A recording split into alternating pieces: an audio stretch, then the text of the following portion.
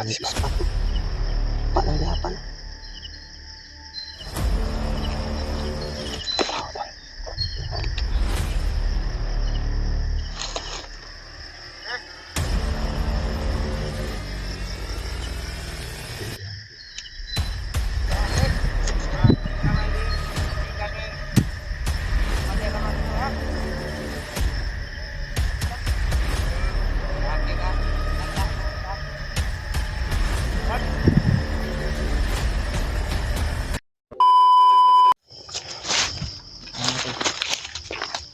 Tuloy kami ng silbi. Medyo madilim na yung paligid doon.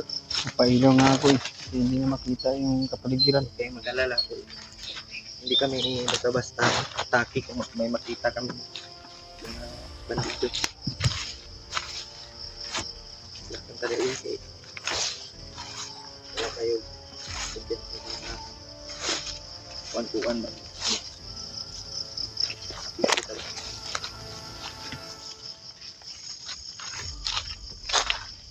Nadaanan natin to dati yun. Yung area na to. Ito?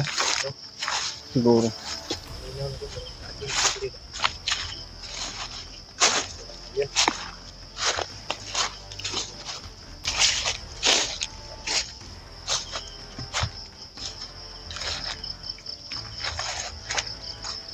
Alala ko na yun. Tuloy kami sa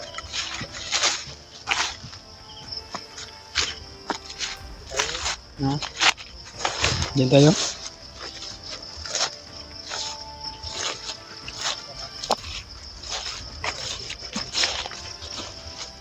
Sinubukan namin kinontak yung cellphone ni Kuya Ray Martol. Nag-ring naman pero ayun nagsumagot.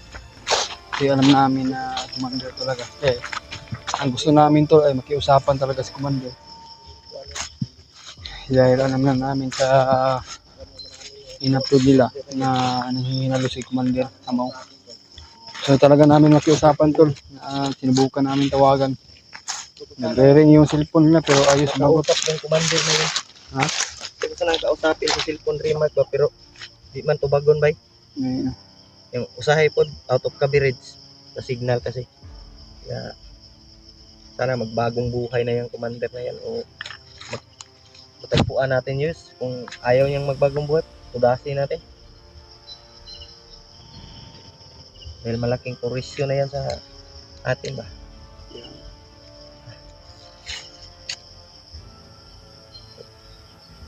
Ilang ano na tayo dito pero hindi pa natin mahanap si Rimat. Matagpuan natin dahil pero yata rin pare-pareha lang ba pero atong gibaktas murag ang ani layo-layo na yung siguro ba ilan na kilometro ilang kilometro na yung na ano namin to na lakad hindi kung pabalik-balik yung siguro makaya na siguro 100 kilometer ba layo na yun na hindi kami pwedeng hindi magpahinga dahil yung katawan natin kung bibigay wala tayong magawa no dahil yung puhunan natin dito yung lakas lang natin at pag-iisip katawan natin mata utak natin at kailangan may lakas talaga tayo kung masagupa man natin yung mga bandido at mga commander na yan kaya mag-ipon kami ng lakas magpahinga para Sa katupad mo si Kuya Ray may Martol. ano kami Sana makita natin to. Kuya Ray Martol para makauwi na tayo agad, no? ilang araw na kami dito magigit isang buwan na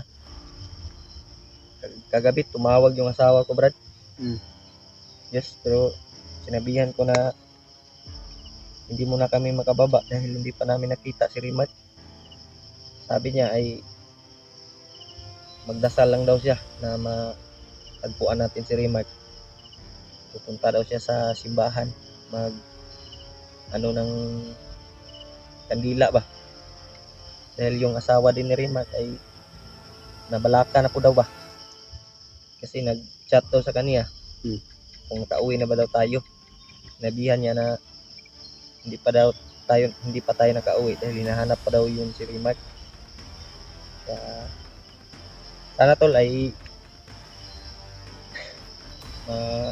tagpuan na namin at dalhin yung mga paa namin doon sa kung saan naroroon si Remark ngayon tol. Dahil naawa din kami dahil may anak din yun si Remark, may pamilya din yung kailangang uwian niya ba. Sigurado ko si Remark Brad dito madali nilagdakot dahil may din yun, angking galing, may angking talino din yun, magaling din yun sa magpapasalamat tayo sa mga solid nating taga-subaybay na nag-share ng mga video natin yun at nagdarasal sa atin. Dahil kung wala sila ay wala tayong mag-share ka. Maraming lamok. Patuloy taron.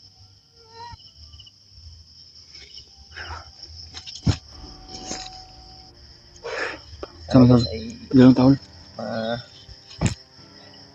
kita natin si Rina at matagpuan na harap. Ulit ang pagdarak din namin ulit. Kaya po pa rin yung Sana maging successful yung mission natin na to. Makababa tayo. Ilang araw na tayo dito. Yung mga damit natin ay bahong-baho na. Ulan pa yun. Pero tagkabasaan. Huwag kang mag-alala. Diyos ko Lord. Matagalan tayo pero kailangan naman natin mahanap si Rimat. Dahil buhay niya yung nakataya dito. Kaya nga.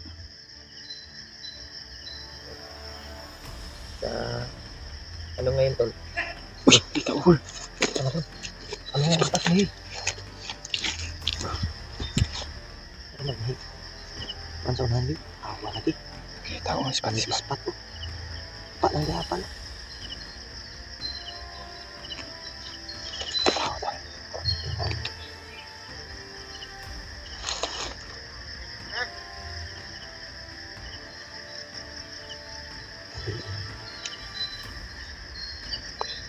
Pag namaan ka na. Ay, pensahan mo si Gagana sila ako. Ganito na itong mga taong dumaan. Mga bandido sa orne.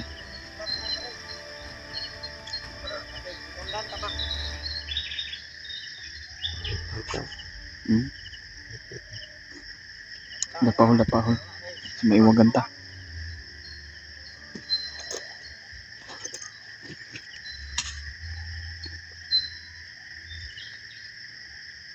Mga paslight. Gwapo agawin natin yung paslight hole. No? Parang meron silang hinahanap. Oh.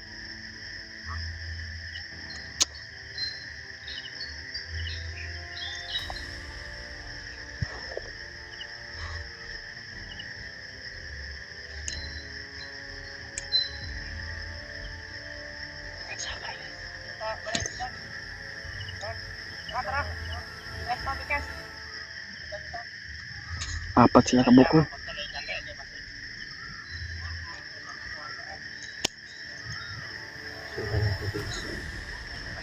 Sundan namin yung dito. Ano tayo ng informasyon? Plano natin. Plano nila. Yan. Bagong plano yung tumatog.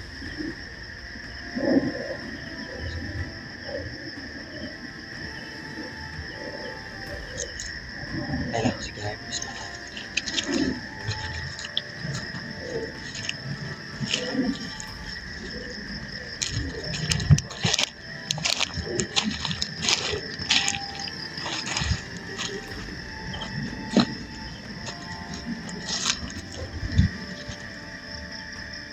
Susundan namin ito po.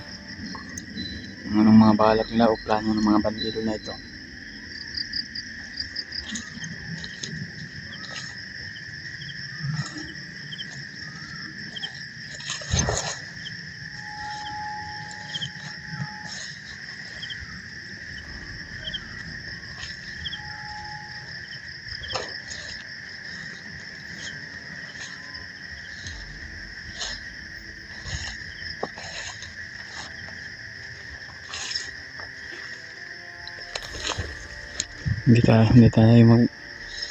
Hindi mo tayo maingay dito to. Baka malaman nila na nakasunod kami.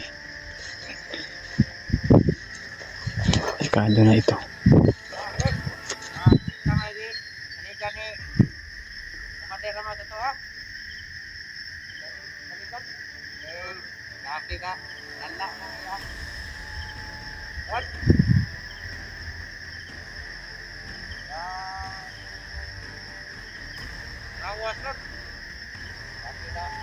Tama kayo, nag-iingon na lagi ba? Naghihinalo daw sa commander mo. Yeah. Dito daw sila pinaiwan sa area na ito dahil anuhan na sila.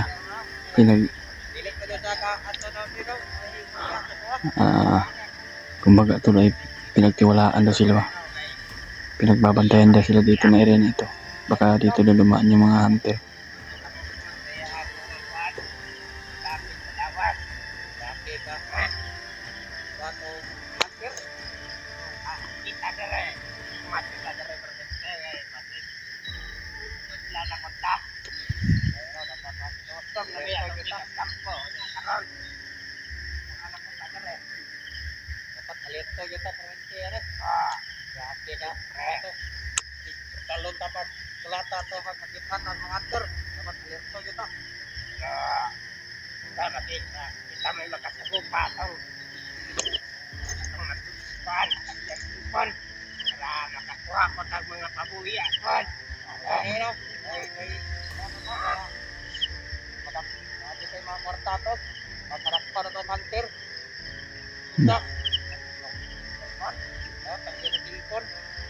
Kailangan daw nila mahuli yung may-ari ng cellphone tol.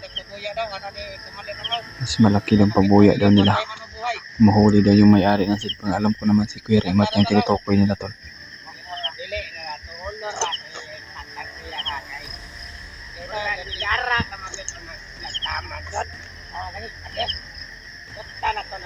Pabayaan namin dito. Hindi namin ito papaslangin muna. Kami ay aalis ni Julio naman kung anong balita na ito na bandido na ito. Kailangan natin na maging alerto. Ipag-pray nyo lang kami tol at sana po na ma-share po nyo itong video sa mga kasama namin, lalo na po sa Kuya Buds na akyat na sila, Janry at Edward. Oo.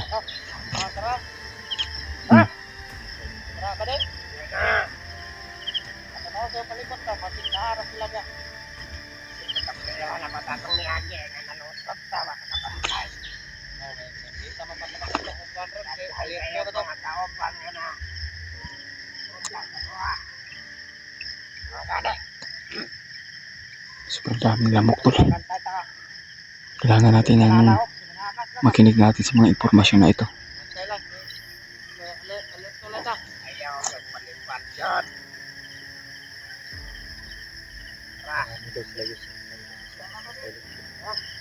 Kaya nga marami sila. Hindi mo natin ito gagalawin muna. Baka mag-alerto sila at gabing-gabi na baka maambos pa tayo. Sobrang daming lamok to.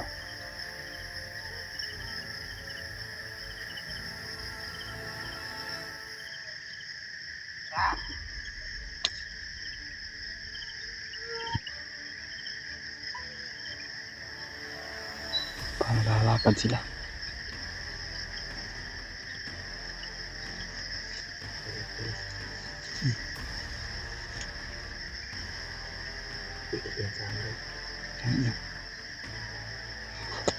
Hindi na tayo mag-silent eh.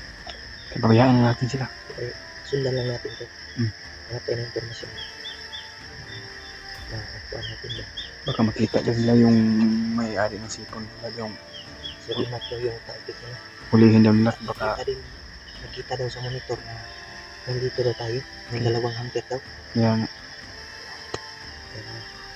Yan tol. Hindi mo na natin kung Flashlight natin. sundan natin yun.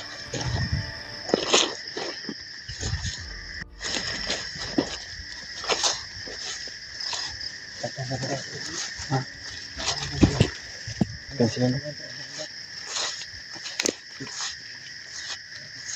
Napakadilim na pa talaga to. Sisa na po kayo. Sobrang dilim na talaga. Dito kami nabutan higyo ng dilim. Hanap kami ng mapistuhan namin at magpahinga ng maayos.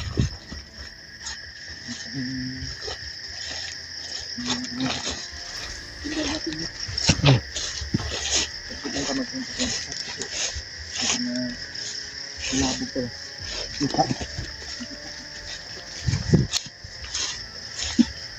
Hindi ko sila. Hmm.